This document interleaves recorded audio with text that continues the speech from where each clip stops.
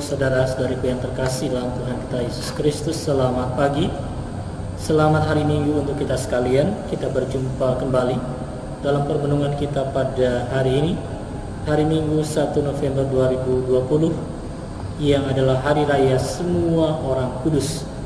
Kita akan merenungkan dari Injil Matius pasal 5 ayat 1 sampai 12a. Kita buka perenungan kita ini dengan tanda kemenangan Kristus. Dalam nama Bapa dan Putra dan Roh Kudus. Amin.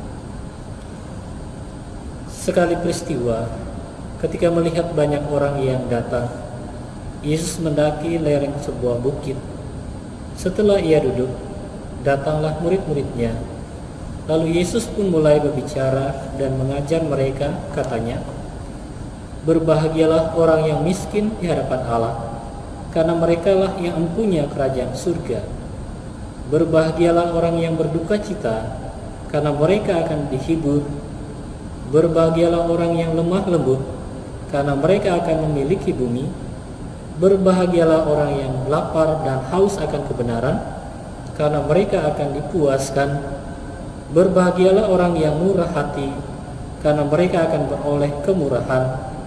Berbahagialah orang yang suci hatinya, karena mereka akan melihat Allah.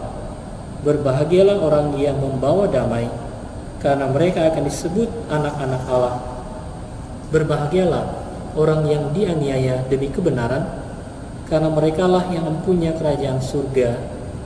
Berbahagialah kamu jika demi aku kamu dicela dan dianiaya, dan kepadamu difitnahkan segala yang jahat. Bersukacita dan bergembiralah, karena besarlah ganjaranmu di surga." Demikianlah Injil Tuhan.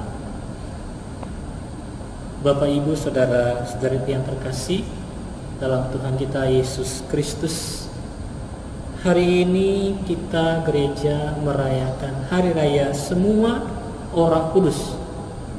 Gereja memberikan penghormatan kepada orang-orang kudus, penghormatan kepada Bunda Maria dan para rasul, para kudus dan para martir yang telah menumpahkan darahnya untuk mempertahankan iman mereka kepada Yesus Kristus. Hari raya semua orang kudus ini dikhususkan untuk menghormati segenap anggota gereja yang bergabung dalam persekutuan para kudus di surga. Para kudus adalah gereja yang sudah jaya di dalam surga, yaitu orang-orang kudus, kaum beriman yang sudah berbahagia di dalam kerajaan surga.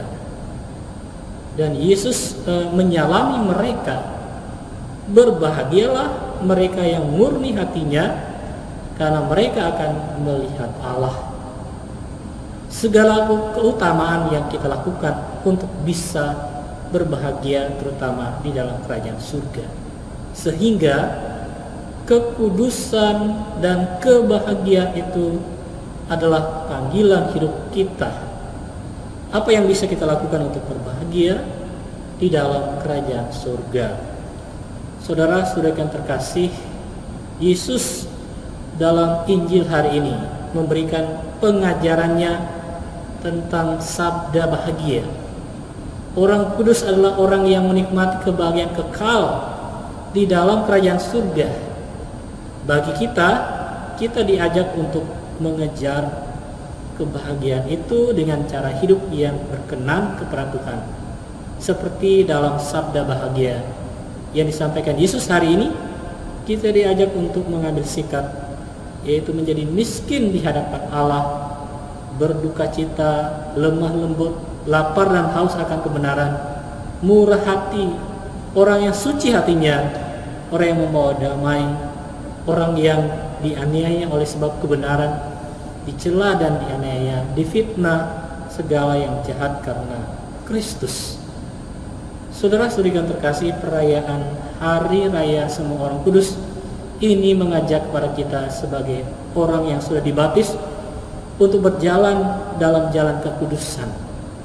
Santo Paulus mengatakan bahwa kekudusan adalah sebuah panggilan dari Tuhan. Bahkan sebelum dunia dijadikan, Tuhan sudah memanggil kita untuk menjadi kudus supaya hidup tanpa cacat di hadirat-Nya. Kekudusan menjadi panggilan kita sesuai rencana Allah. Oleh karena itu kita menyiapkan diri kita dengan berdoa dan menghayati kebajikan-kebajikan Kristiani, dan kiranya kita juga dapat masuk dalam hitungan sejumlah besar orang yang tak terhitung jumlahnya dan yang berpakaian putih di hadirat tahta Allah. Tuhan memberkati kita sekalian. Amin. Dalam nama Bapa dan Putra dan Roh Kudus. Amin.